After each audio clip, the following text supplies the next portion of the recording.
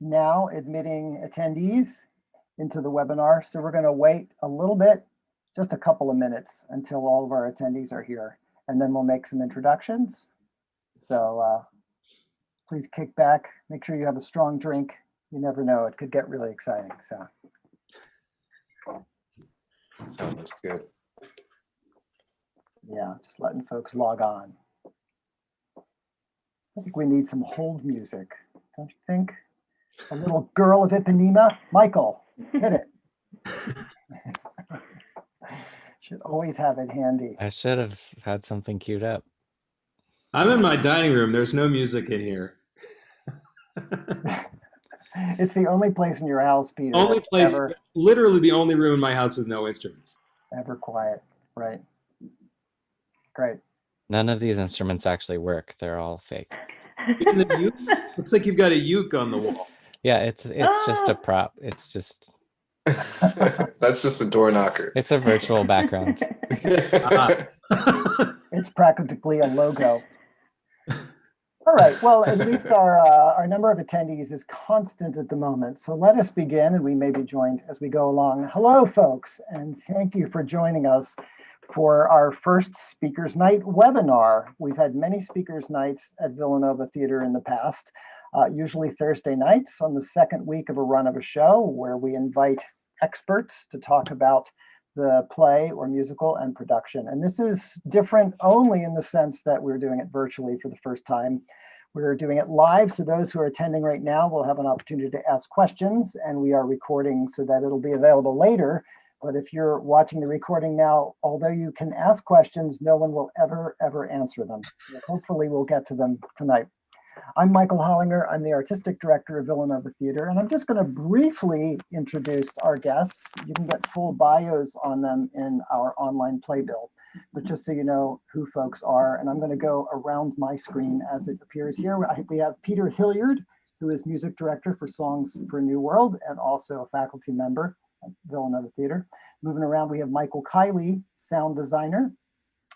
We have Taj Rausch, who was our Director of Photography for Songs for a New World. Kara Scaramazza, who is the Director of the show, and our dramaturg, Matthew Redden, is here. We also have unseen, but someone who will appear briefly, if you could pop up, Christy Chori. There's Christy Chori. Christy is lying in wait and ready to take audience questions, and she will be helping to curate those questions and feed them to our guests as we move through our evening. We think the entire thing will take about, I don't know, I would guess about 45 to 50 minutes, but let's see, if it gets really hot and sweaty, we'll keep it going. So welcome, glad you can join us. I'm going to toss a couple of questions to our panelists here as we get warmed up, and then we'll move to your questions. So feel free to think about those and offer them. I'm going to begin with an unusual choice with our dramaturg, Matthew, not to put you in a cold sweat, but it seemed appropriate based on the fact that this show is replacing a fall musical that we had planned to do to inaugurate the Topper Theater in the Mullen Center for the Performing Arts. And we actually went through an unusual process to get to it, which was to say, hey, graduate students, what do you want to do? And so a selection process was hastily assembled in order to narrow down some choices and to pass them along. So I wonder, Matthew, if you could just say a little bit about that, why Songs for a New World presented itself as a strong choice, and also maybe from a dramaturg's point of view, any challenges that it also presented. And obviously we're going to get to a lot of challenges because we live in a time of COVID. So yeah, so one of the things that we really talked about in our selection team, which was, I think there were probably 8 or 9 of us all together, was really thinking about like what the student body really wanted this show to be. At the time, the goal was that we had 2 shows that were probably going to happen or might get blocked off. And we were really thinking about like what fits in the season as it currently exists and gives a fulfilling experience to all the students who are involved in the program. And one thing that came up pretty quickly was we had opened up the selection pool to include anything. So we had a number of plays in the mix. But what was really clear from talking to people is that there were a number of students who really wanted to make sure that they had the experience of being in a musical even if that musical was conducted in the way that we ended up doing songs, which was in this virtual sense, everything being edited together. So we talked about a couple different shows that would be fulfilling that mandate, but also doable on Zoom. And Songs really rose to the top because of the format that it has, where it really is a song cycle with multiple singers, multiple storylines, and you can break it up in a way that you can't with a book musical, where you have characters having dialogue together and going from scene to scene. So I think that was probably the emphasis of why that rose to the top. One other great element about that is that because it wasn't a book musical, it was really flexible in terms of casting. So as the selection committee discussed it, it became clear that it was something that, you know, we could invite people from outside of the university, undergrads, to be involved in. It created a lot of opportunities in ways that other shows didn't. It also created a lot of challenges because being not a book musical, it is very disparate. It has a lot of moving pieces. As a dramaturg, it's telling 16 different stories all at once. So that creates its own set of challenges as well, because rather than trying to focus in on one story that you're telling a multiplicity of stories. But of course, the flip side is that there's great joy and great benefit in that as well. That's a great launch, Matthew, and a great segue to Kara, really, because as director, naturally, she's in charge of what the heck is this concept? What is this container that holds all these different stories and makes them coherent and the sum, so I should say the whole greater than the sum of the parts. Kara, do you want to address that? How did you approach this in terms of concept, and what was your overriding idea that you felt would hold these? Sure. So there were a lot of conversations really early on about isolation and how we are currently in a place of isolation, and not to mention that a majority of this piece would be filmed remotely with performers, you know, not just performing, but also being their own assistant stage managers and all of that. So having this start in like a place of isolation and then growing to a place of togetherness in a theater kind of felt right to me. So for me, I'm really into how bodies move in space and how bodies are affected by environment. So that was something that I was kind of putting my own little adjustment or my own little sprinkle of me on this. So playing with like environment when we could was really, really fun. Yeah, the idea of just like going from isolation to togetherness. Even though we start the show with an opening with multiple performers together, being in this Zoom universe that we created for the opening number still felt frustrating. It still felt fairly isolated, but an attempt at connection, while the end of the show is meant to feel like actual connection. While there is no physical touching, the goal was to make it feel like a big warm hug of people being together in a time where it's more challenging to be together, and kind of creating art when art is more difficult. Yeah, right. And of course, that big scene that you had planned was literally on the stage of the theater that we were hoping to inaugurate with this slot of this season. So it's sort of a sneak preview for our audiences of, hey, what is this Topper Theater all about? And hopefully, you know, a little bit of a tease there. Yeah. And you got to work with Peter Hilliard again. Of course, Kara is a 2018 alum of the Graduate Theater program at Villanova and had worked with Peter Hilliard on a couple of shows as a performer. And now they got to work together as a team. So Peter, can you talk a little bit about, I guess, collaborating with Kara as a director, and also what I guess you feel is most appealing and challenging about Jason Robert Brown's score?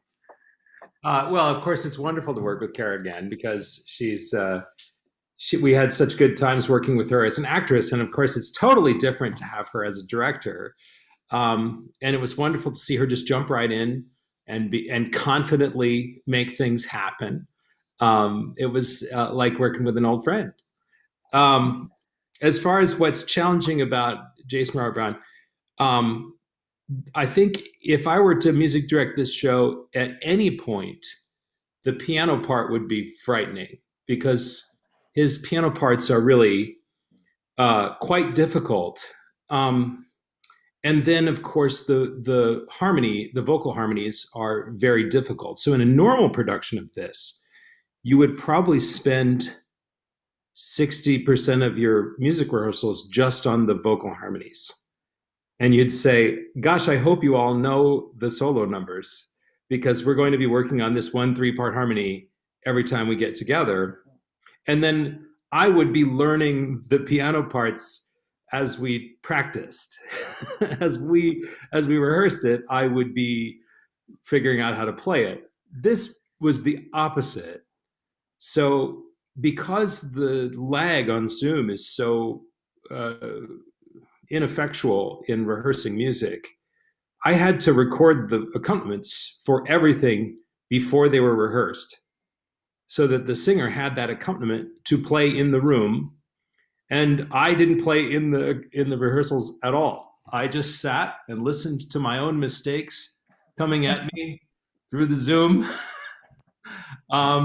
So and then assembling the orchestra parts at the end and making sure that all the vocal parts worked.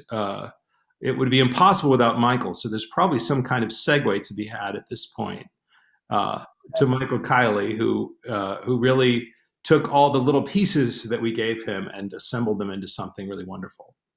Yeah, that sounds like a great handoff there. Michael, you want to pick up where Peter left off? Sure. Yeah. I mean, it was wild to have these singers in isolation. I mean, the interesting thing about it, the way that we had to record it was when the singers performed, they needed to have earphones on so that they could hear the tracks that Peter had made, but that those tracks did not get captured in the recording that the singers were simultaneously making. So they had to have their accompaniment in isolation in their ears, and we could only hear their voices. So we were trying our best to intuit whether the performance was executed while we're basically listening to an a cappella vocal take, which is a really challenging way to capture a musical. And then, of course, all of the orchestrations were being recorded by independent musicians at the same time. So we would record the vocalists first and then get a drum track and a guitar track and all of these other things just kind of kept coming in. And there was a moment where I had thought that all of the tracks were done. And then Peter was like, great, I'm going to start sending you the percussion. And I was like, what? So then I'd get like a percussion track. And then he'd be like, cool, now I'm going to send you the percussion 2 track. And I was like, oh my God, is it ever going to stop?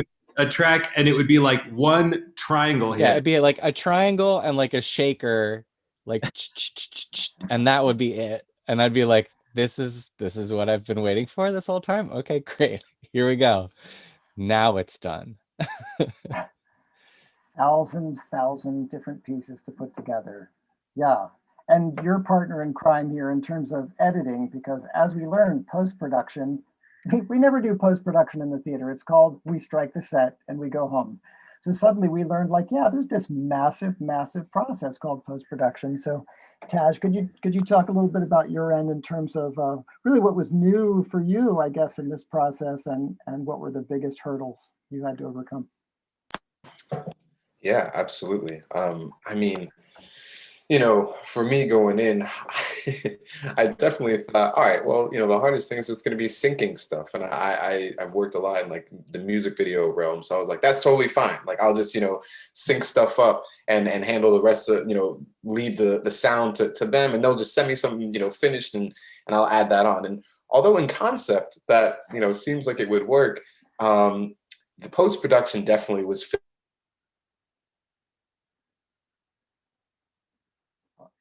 kind of cool to like look back on it, because there are just moments where I realized like, wow, like this, we have spent many nights trying to capture all these people, just trying to really like, just really trying to fulfill their own roles. And I just found during the post-production process that although we had to do these workarounds, that there was always a way, and that everyone else was really helping to inform me on my own processes. I'm always excited to, you know, hunker down and premiere, but you know, while editing, and while shooting too, I realized like, man, the people that I'm working with on this project are people that I really need to be learning from. And I remember it wasn't just with Michael who, because I couldn't even tell you, like each night there seemed to be something where we were like, oh, we got to work around this somehow. This is our obstacle for tonight. Let's figure out, you know, our avenue based on this. And there were many times for video, and I imagine this for sound as well, but where people from the other side of the coin might be like, try this. And I'm like, yo, Jerry, like, okay, yeah, like that's exactly what I needed. And I guess that's just all to say that, like, honestly, troubleshooting or not, that it was only the best experience to be able to work on this and be informed by my peers, and to be able to even call y'all my peers, because honestly, y'all are role models to me. So it's been really cool. It was a long post-production process, but I wouldn't say it was that hard because I had everyone else to bounce off of, you know, so. Right. Well, we certainly felt like we had the A team in this process, even though, I mean, all season, and we are not alone at Villanova Theater. This is theaters around the country and around the world. We've been going, okay, what do we do in this new realm? We are used to being experts at what we do in our particular realm. What do we do when we're placed in an environment which is about 60% alien to us? And it's really been fascinating. And I think on one level, at an educational institution where our primary job is to educate students, it feels okay to go, you know what, learning stuff is hard and learning stuff is good. Let's learn things. Like job one, let's learn stuff. And job two is let's bring this to the highest level of quality that we can, because we have audiences we want to please, and we want to please ourselves and be proud. But you know, it was helpful for me to go, okay, make sure you're learning things. Make sure if we fall down that we pick something up. I'm curious, first of all, I just wanted to say our questions are now open, folks, so we would love to have questions, and Christy will be curating those and tossing them to us as they come in, so please do that. Then we'll talk to, I guess this is a kind of Matthew Cara question. So Songs for New World is now almost 30 years old, is that right, Matthew? We're talking early 90s? Yes. Yeah. Yes, I think so. I think it's 25 years old now. Oh, 25. Okay, great. That's so yeah, that sounds right. So right at the beginning of Jason Robert Brown's career, this assemblage kind of came out. Where does this feel like, yeah, man, this particular number or this particular section, absolutely on point, relevant, totally. And where does the show butt up against its age?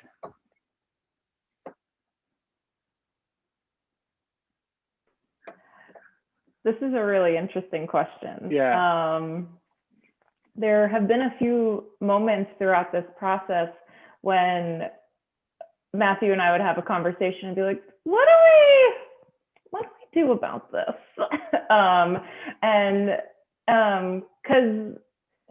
Because you need to, as a director and a dramaturg and a production team, honor the piece. However, you want it to feel like it's coming from, I mean, the whole concept around this piece is like, we're in a new world, so everything is right now.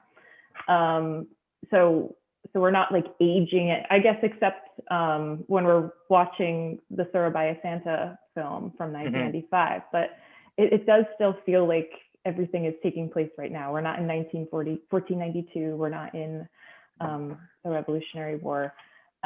So how do we make it feel like now?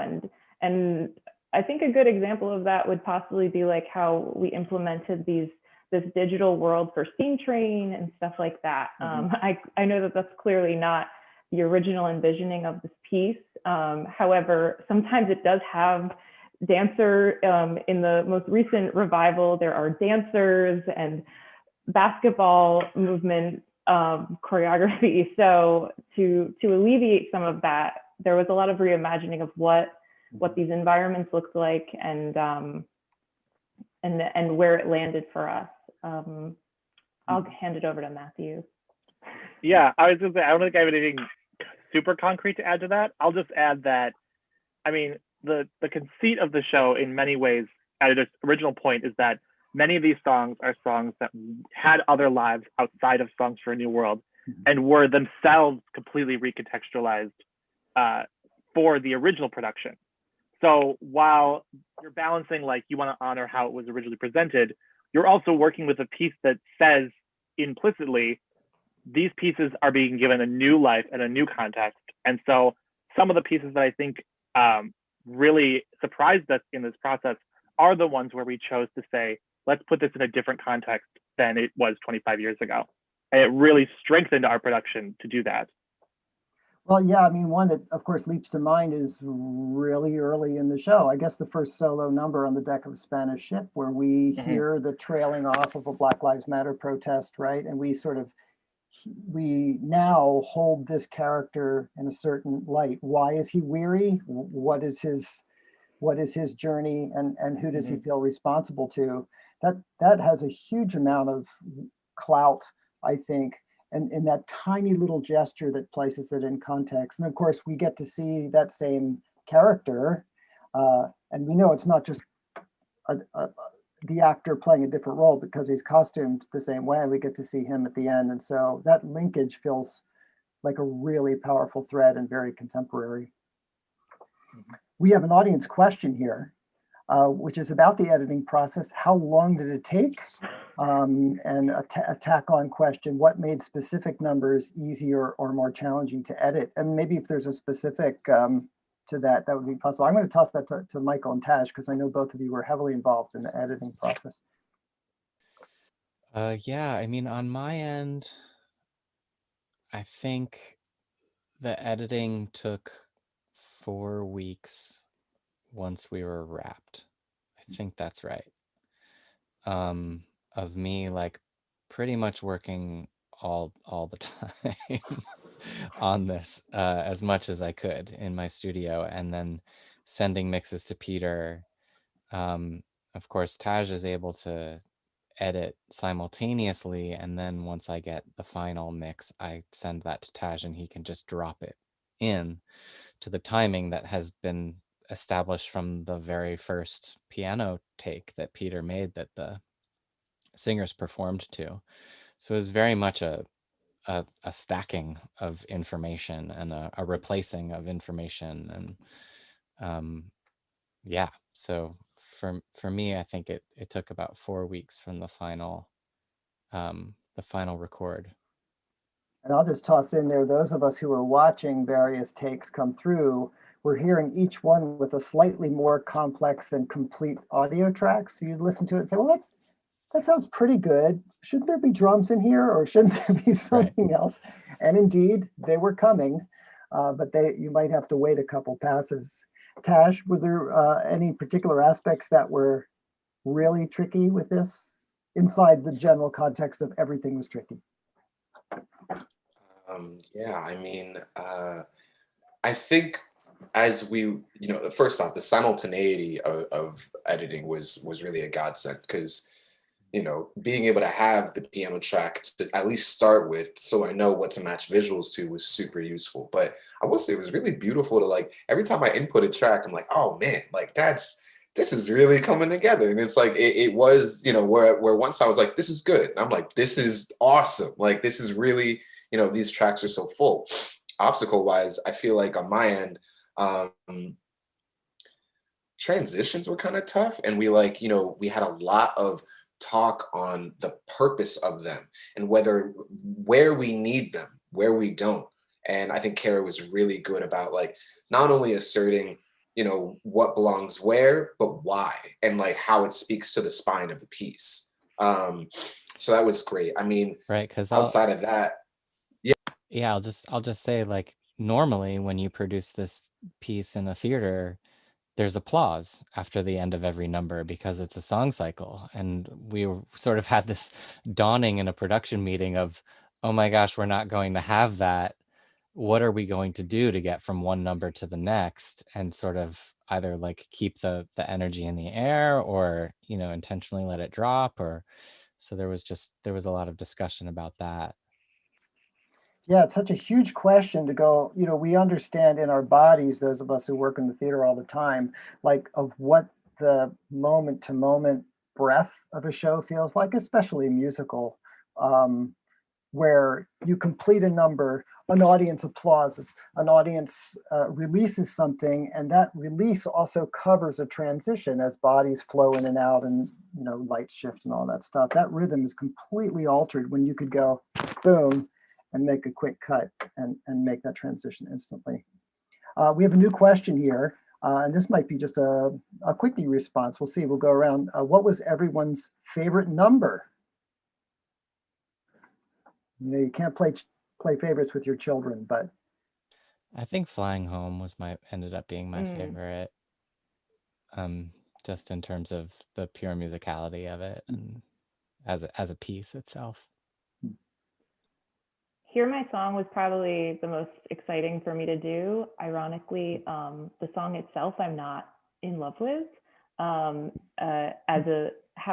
the process that we created around this piece and the choreographic ideas that were kind of bounced back and forth between Matthew and the conversations I've had with Matthew and Taj about that piece kind of made it really, really exciting to do. And I am a big fan of movement on stage and not just choreography. So being able to illuminate movement in a piece like this was really exciting to me. And it felt obviously like a big collaborative effort. And so process-wise, that was really exciting for me. Say On the Deck. It's probably my favorite. On the Deck is like, whoo, I've annoyed my friends at this point. I'm not even one to like really sing musicals, but I'm like, Lord, please. Oh man, I told y'all before, but like there was definitely a moment where I was in premiere and I like shed a tear to On the Deck. It's a great song.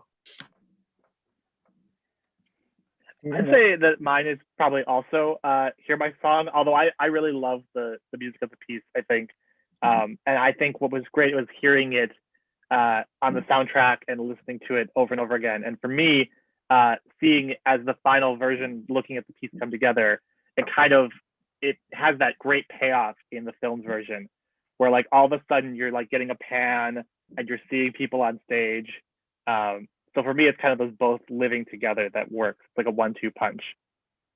That is such a great segue to another question that, Peter, I would like to come back to you with the favorite song question, because we have specifically a question that came about filming in the Topper, and you just began to allude with some of the technical effects. I mean, we've got a Busby Berkeley look at one point. We've got moving kind of steady cam feel. This is really for Taj and for Kara about the degree of choreography and planning that preceded the filming of the scene, and exactly how that was executed. Maybe the different devices that you did pull in. Could you two talk about that? I think it might make sense if I start and then hand it over to Taj, because I feel like that was kind of how the process worked. But so in short, like I began with a lot of ideas, and I was kind of confused with why I was challenged with a song that Flying Home kind of felt like an end of the show for me. So creating this double end or button felt like it had to create something new and special. So we knew that there would be some sort of movement to illuminate the space, and we knew that there would be multiple actors together. So I kind of was playing with the ideas of creating unifying shapes that created this warm and fuzzy feeling, and then also playing with like the idea of constellations on stage. I then kind of started jumping some ideas off of Taj, and he was able to kind of blow them up from there. I could pass it to Taj. Sorry, I ran for a sec so I could grab this. I don't know if anyone cares, but this is this is what we were using, to film a lot of the Topper shots in general. But like this was called the Osmo Pocket, and it's like you can see this thing like basically the camera just like stays looking at you no matter where you move it, and that was really, really useful for a couple of reasons. One, stabilization was so nice, but two, there's this like thing on the bottom, which is like this wireless pack basically. So I brought my iPad and I was able to film on this on on 2 apple boxes that Flack was generous enough to bring for us. And we put that outside. Kara and I would be like, Chrissy, you good? Awesome. All right, we're running. And then we would run behind the glass and record from behind the doors and let that just, let that just run as we would do a full take. And that was, wow, like that was definitely, I've never done anything like that. I've never been that far from the scene occurring. And that was just for that piece. But apart from that, I think working with Kara has just been amazing, just because she excuses my insanity. Like and I think we excite each other in that too. It's like I get really hype about something. I'm like, oh, can I try this? And Kara's like, oh yeah. Like, why not like put that in there? And likewise, vice versa. That Kara had some really crucial ideas that ended up being a really important part of Hear My Song. And for that, there's this shot where it's like a top-down shot. That's I wanted to originally bring my drone, but there was a lot of there's issues with flying a drone inside and stuff like that. So we hung this thing to oh man, Tash, come on. What did Jerry tell me? What's that called? I'm supposed to call it specifically something, but we hung this to a baton, a baton, not a baton. I'm a theater kid, yeah, sure. So we hung it to a baton, and we just like wrapped it with wire and stuff, and then we had our guy Jake on the left, just having that swing upward, and it was the coolest thing ever. I was like, whoa, man. I was standing right next to him again with my phone, like the wireless connection thing, and I was like, okay, go. And Jake was so smooth with it. It was the coolest process. I've never done anything like that, and I'm looking forward to trying something like that. It is such a cool moment, and it doesn't feel gratuitous at all. It feels like when we get to this big space and finally have all these performers that we've seen in their little boxes throughout the show, suddenly we actually see them together, and we recognize we have no illusions about their ability to be close to each other or take their masks off. We go, yep, we know exactly when we are and what the ground rules are. But the sense of kind of collective energy and the way that you can finally let out some of the stops in terms of the visual world of the play. It's really thrilling. And I know from a student point of view, so many people talked about just the kind of electricity of being able to be present to work on that one particular number, which is something that we experienced with our earlier project, Bacchae Variations, where we did an outdoor shoot, and suddenly everybody was like, "Oh my God, it's almost like doing theater." We have some more questions coming. Yeah, go ahead. Oh, I was just going to say, to piggyback on what you're saying, Michael, yeah. One of the like big ideas in the very beginning was that there was a decision, I don't know where it came from, but just the idea that we knew that that Taj would be involved in the choreography and be on stage. So it wouldn't be our traditional audience view of a theater. It would be like the actor's view, the audience view, the lights view, to really get a larger scope of the theater. And that was something that was really exciting to see really come to life. Back to you. Yeah, well, no, that actually ties to a question that we've gotten from an audience member, which is, was it difficult to try and create the sort of environment for the audience similar to the feeling of actually sitting in a theater? I mean, in what ways, I guess, is it similar to, in what ways is it different from, in what ways is it advantageous, if in any way? I guess the big inspiration was that like this theater is beautiful, and we didn't want this, while everything else has felt incredibly flat and this perspective, I did have a goal pretty early on to make sure that Hear My Song felt like a more circular visual, a more unifying visual, both as like the camera's perspective, the audience perspective, the actor's perspective, and all of that. So including like all of that in part of it and making it not feel flat was a big part of that. And yeah, what was the rest of the question? Well, I guess, yeah, I asked a long question there. I guess some things, if you're shooting, gives you a kind of up close and personal sense that in the theater, most folks are always far away from us, right? They're always some distance. This allowed for some intimacy, even though we had the distance of a screen. Were there numbers that felt like, oh yeah, this is actually helped in some ways by being shot, by the intimacy of film? Yeah, Okay. definitely. Yeah, Taz, and I'll let you go. you know, on also on Hear My Song, it's interesting like hearing you say that, because I remember Jerry was one of the main proponents of making sure that we got that wide angle shot. That is the traditional audience perspective of sitting in a seat and viewing this. Now, the craziest thing about that is the way that our eye perceives light is drastically different than any camera lens, which means when I try to do that wide angle shot, if I, again, we use soap boxes or not soap, apple boxes, and I just put that in an audience seat, you know, somewhere in the middle.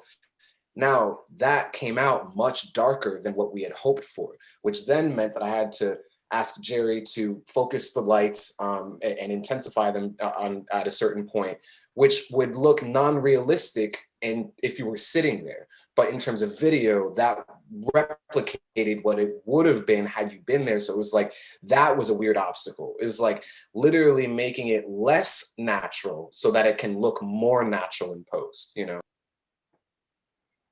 Yeah, great. And just a little footnote there, the Jerry is Jerry Forsyth, our resident lighting designer, who's been with us for 30 plus years and whose cumulative expertise in this area has been something, I mean, always it's a real core of our work with Villanova Theater, but this season when everything's been so strange, he's really kind of moved into a lot of new terrain and really kind of helped hold all the work together.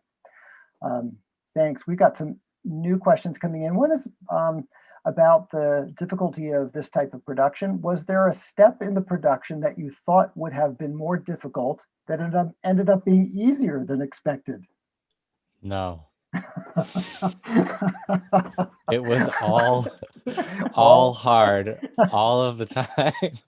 I mean, I wish that was, I could, you know, but I can't pull any punches about that.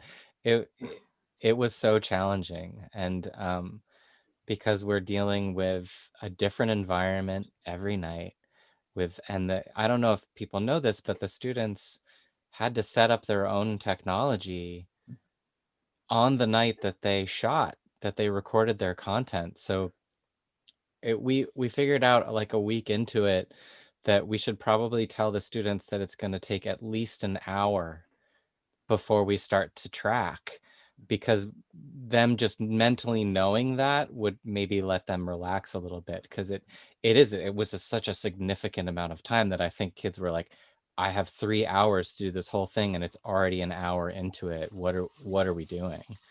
But there were different hurdles every night. I mean, there were a couple nights where we were like, hey, that went smooth, but like they were few and far between for sure. Yeah, when we got Steam Train in one take, we were like, oh, that was it. Yeah. He did Steam Train in one take, and then we were like, well, let's do a couple more just to be safe. And we were like, he got it the first time, let's just walk away. Wow. Yeah. Yeah, every now and then you get one for free, but this one, oh man. Yeah, you could feel the labor on What that. I will say is that I feel like the collaboration between the people was easy, really, really easy, and really joyful. And you know, probably the reason that all of us are in theater to begin with is because we get to work with such amazing people, and that part of this process felt like theater.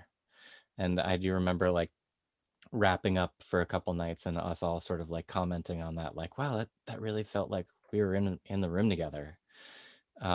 And that was super easy, and easier than I thought. Yeah. I think for me, one of the things that was interesting is to discover how much of my process I discover in the room normally. Tempo, uh, volume variations, articulations that you feel as you play while listening to the singer, and the two of you discover the journey together, right? But that couldn't happen here. And so things that you would ordinarily just discover the first time you play through it took lots of back and forth. Kara, do you remember there was, I don't remember what number it was, but there's one number where we were like, this feels a little too fast. And so I sent another one that was like 2 beats per minute slower, 4 beats per minute slower. And that was too slow. Legitimately. There were a few. Slow. I And think then- there were like 1 or 2 where we were just trying to go back and forth about where this lands with the artist and just how it matched up. Yeah, I do remember that. And so many places where it would just be like, if we were in the same room, this would be like that fast. And yeah, but in a way that's reassuring, right? You really shouldn't be able to do the same thing that you normally do when you're all separated. There should be some part of the experience that is bodies and minds relating in space, you know? We have a couple other questions here I want to touch on. One of them is so perfect for our last question, so I'm just going to save it till we get a couple of these others in first. Matthew, here's a question. How did you see the solo numbers influence each other? And was it hard to find connections in the overall show with all these isolated numbers?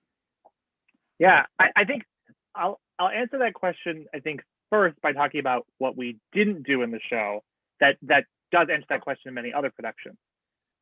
So as some people may know and some people may not, many times this show is produced, and it was in the original version, with a group of 4 actors who are singing. So in productions that follow that track, you have, the roles are called man 1, man 2, woman 1, and woman 2. And so you have these roles that have been assigned to various archetypes, and they don't tell a story, but they tell kind of an evolution of emotion or an evolution of awareness or maturity over the course of the show. So when you expand the cast to have more people than 4 people in it, you don't get that. But what I think comes through then is, rather than tracking like one character through like 4 different songs, you kind of see the ways in which all of the characters are in really similar places with each other. So rather than have one character experiencing one journey over 4 songs, you have 16 characters having 16 journeys that share these same common threads. You know, fear of isolation, fear of moving forward, but the confidence in moving into the new world. So it was interesting because you got connections between songs that, in the more traditional standpoint, you wouldn't draw connections between, because they were sung by different artists and they weren't together in that way. So that was definitely something interesting to kind of break apart the way you normally do the show and think about it in a different format. Kara, I don't know if you want to add anything about that. Honestly, you put that so well. Yeah. That was a big conversation. Like, how do we make this thing feel connected when we have deconstructed, when we've taken away this 4-person structure? So the most obvious ones are these like bookended ideas of this beginning and this end, and then the thing that's just inside of that as well. However, at the end of the day, there's this sense of moving forward or inability to move forward that does track through to different degrees that we kind of played with, and I always like connect that to what the body is, like where your body is, and how like some bodies are like rocks, like the Amanda who does I'm Not Afraid, her body is like a mountain, like a rock, because she is not moving, while other characters are meant to feel like they're in motion even though they're stable. Well, and the other interesting thing too is that in many productions that have that 4-person grouping, you also then don't have the thing that we did, which is making all the songs except Surabaya Santa be set in what feels like a very current moment. You know, so by doing that too, you're kind of, rather than having the stories be separated in that way, you're kind of bringing them all together under this shared umbrella of, these are stories we're telling in the present moment. I think that helped with that idea as well. Wonderful. Well, I've got 3 questions left, and then we're going to pack it in. One is extremely technical. One is tying back to Peter for his favorite song, because we dropped it behind. and one is a larger philosophical question, which I would love to toss to you separately. So the technical question from an attendee is, what was the setup like for performers on their nights to record? Michael, you briefly alluded to the fact that it took up to an hour to do that. Could you or Taj or tell us what was this like? Yeah, I mean, they had to, depending on the student, most of them received a package from production management, and they had to set up their own lights. They had coordinated with the costume designer ahead of time, so they had their costume. They had to, hook up the iPhone. I'll let Taj speak to that because I don't know that I still understand it. But then they had to also hook up a USB microphone, which unfortunately is like the best quality that we could get, and still have the students use the gear that we had rather than like giving them a huge learning curve, on terms of how to set up a microphone with an external device or anything like that. So they had to just plug in a USB microphone and get that to work. But we used Zoom to communicate. And then I used a different program called Zencaster or CleanFeed, depending on what night things were working, to get the audio signal. And so we would record the audio signal over the internet through CleanFeed because Zoom is terrible for audio in terms of quality. And then Taj can speak to the crazy video setup.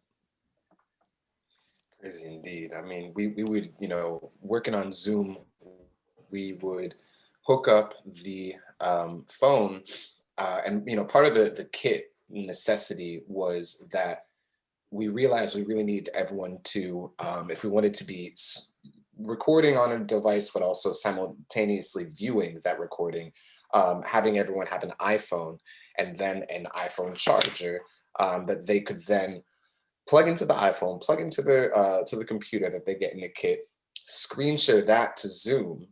And essentially, the only point of the hooking up whatsoever, they could have filmed this entirely on their own, but then that completely X's out the rest of us from the situation because we're not able to monitor. So, that the monitoring was a huge obstacle sometimes. And I think, many times we fell into, this, sometimes the cord might not work for whatever reason. Sometimes, it would just take longer to hook up, or the screen share would end up being just a black screen.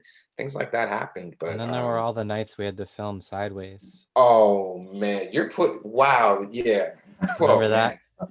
Yeah, I remember. Sometimes we couldn't get the phone to orient the right way, so the singer would be sideways, and Kara literally had her laptop like on its side the whole night.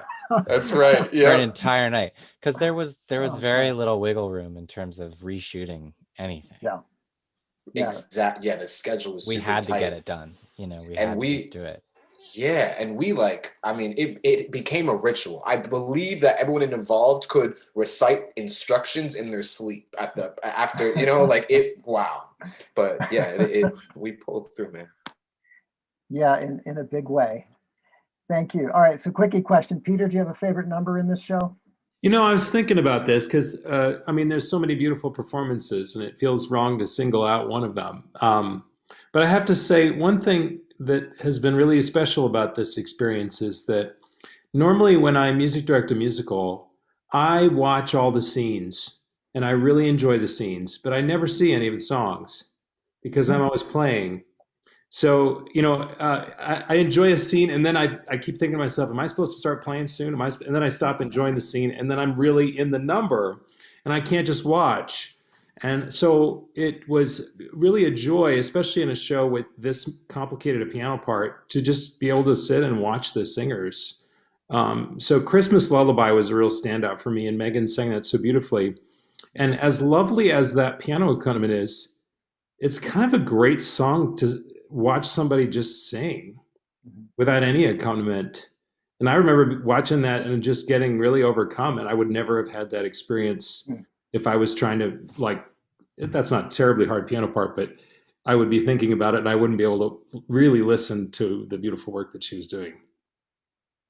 Yeah, that's a lovely sentiment. And it also just points up that this is a show with vast range of experiences. And sometimes it's extremely histrionic, right? You have, you know, larger than life characters and you have very specific extreme settings. So then to arrive at a scene that's extremely simple where the song comes and sits in the singer's lap and here's the song. It's also, you know, a striking moment of intimacy too.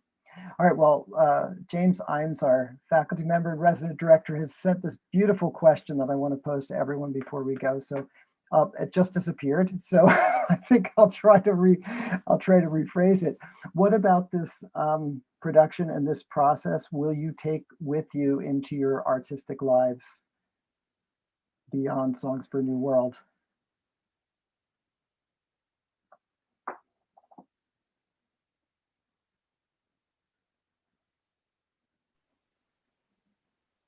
So one of the really cool parts about this piece and this production and this experience has been how there are so many quote unquote limitations on what we can do. And there are so many challenges with what we can do. And this experience has definitely challenged my normal process and my previous theater experiences. And this has obviously been something different.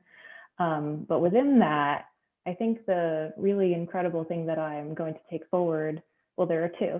The first is just the collaboration that I was able to do. And I mean, as a theater artist, choreographer, director, very seldom are we working with film people. So that was, first of all, just something special and new. And the collaborative effort of the team is one thing that I will take forward and really cherish. And then the second thing I think has to do with all of these challenges and limitations that we're given, there is also incredible opportunity in that.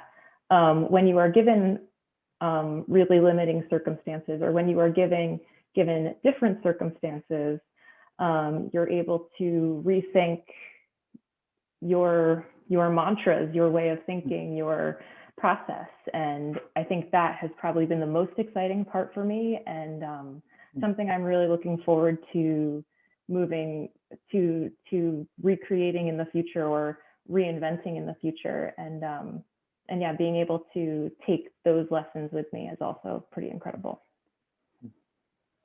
Great. Who else? Well, I was actually going to share sentiment very similar to Kara's. So, but I also was thinking about just the nature of this show, and I wrote about this a little bit in my dramaturgy notes. Like, what is theater, and is this show theater?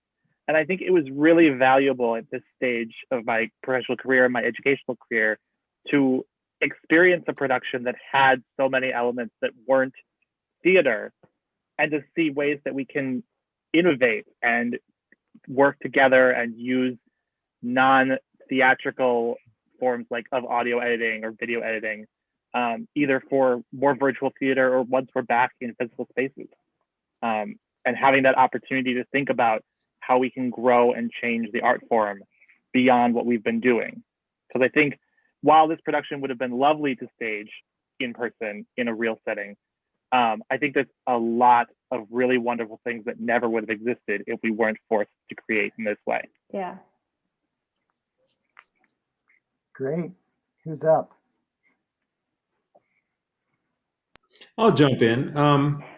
I think every artist every performing artist who's been sidelined for the last year and however long, I guess it's about almost a year now, can't wait to get back to doing things with real people. And I'm one of those people. I really thrive off of in-person collaboration. So of course, the whole absence makes the heart grow fonder thing. It has given me a new appreciation for things that I used to take for granted. But I also like to think that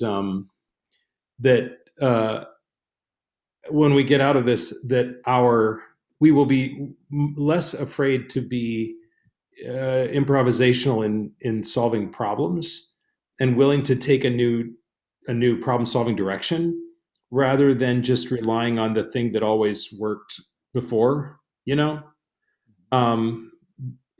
we may not always be making films, but hopefully we'll always have a sort of adventurous spirit of like, well, this plan that we had did not work. So let's make a new one. And we have 1 hour. Let's do it. I think that kind of spirit can only be good for theater moving forward, even when we're back in person. Nicely said, Yeah, Peter. I really agree with what Peter said, and I also want to speak to the point of how vital just learning the vitality of humanity. You know, like just knowing how much that they mean to me. I've learned a lot in this process. There are many technical things that I will carry forward, but honestly, the biggest thing is like learning that how much people like truly matter in a process to me. As someone who's like been even more so than the rest of, I feel like my peers in my generation, like I've been raised on a screen. I mean, it's why like I really have been raised a lot on a screen, and it just makes me it's even affected my art to a way where what you see is what you get, is this mentality I've stuck myself to. And boy, have I been proven wrong on this process. And I think I realized that in two moments that really stuck with me. One, when I saw Jerry in person at the Topper Theater, Jerry was like all decked out. He like had this leather like brown jacket and this hat that reminded me of the guy from Jurassic Park. Like it was like, I was like, man, Jerry's a cool person. And then the other moment that like really will always stick with me, Michael Kiley allowed me to borrow a book, an Octavia Butler book called The Parable of the Sower, which by the way, I finally got to start it. It is nuts. I love it. But yo, so he said, yeah, I'll drop it over to you. And I didn't know what was gonna happen, but I hear this knock on my door. And I'm like running like it's Christmas. So I like open the door and he's gone. And it's in my mailbox. And I'm like, what? You know, I see it in my mailbox. I look down the street and it was like some cool like 80s movie or something. Cause he's just walking away, hands in his jacket pockets. He lifts up one hand behind him and just goes like this. And I'm like, that guy's cool too. Like, yo, it's just been cool to like be a part of the third dimension. You know what I mean? I think that's what's really sticking with me, is that humanity is actually what has driven me through this process. And yeah, it's been beautiful. Absolutely. I couldn't agree more. And I mean, I was about to say verbatim what Peter said. And I mean, Michael, you're the only person on this call and in this process, apart from Jerry, that I've met in real life. I've never met Peter or Matthew or Kara or Taj in real life. And I keep thinking about this moment where like, I'm going to walk down the street or I'm going to walk into a theater lobby and I'm going to see one of them and we're going to go, oh my God, you know, and it's going to be like a great hug. And, but yeah, the thing I'll take with me is really not to take anything for granted, to take any opportunity for granted. This was the first job I had since March, since the lockdown happened, you know, like I didn't have any employment, and that has never happened to me in my career. You know, I'm in my early 40s and I've been doing this for 15 plus years, and it's a wild feeling to feel it yanked away from you. So to be able to have it back, and have this process be like the first thing, to work in it again, you know, really reminds you how lucky we are to do the things that we do. Lovely. Of course, you didn't realize it would feel like 7 jobs once you took this one. Yeah. But we're so glad to have had you with us, Michael. And one of the things I love most about my job is that I get to continually matchmake artists, those who are familiars, who are with us annually, perennially. In this case, Peter Hilliard, who's been our resident music director now for over 10 years.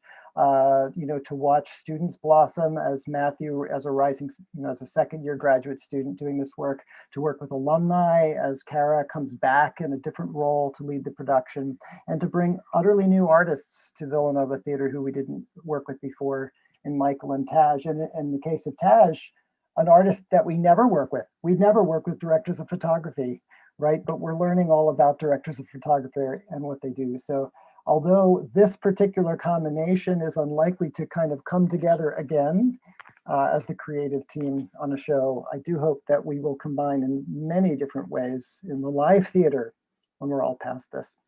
So here's to that. And to our audience, thank you so much for joining us tonight, those who are joining us live. And if you joined us as a recording, I'm glad you tuned in and hope you enjoyed our work. Stay tuned. We're still here.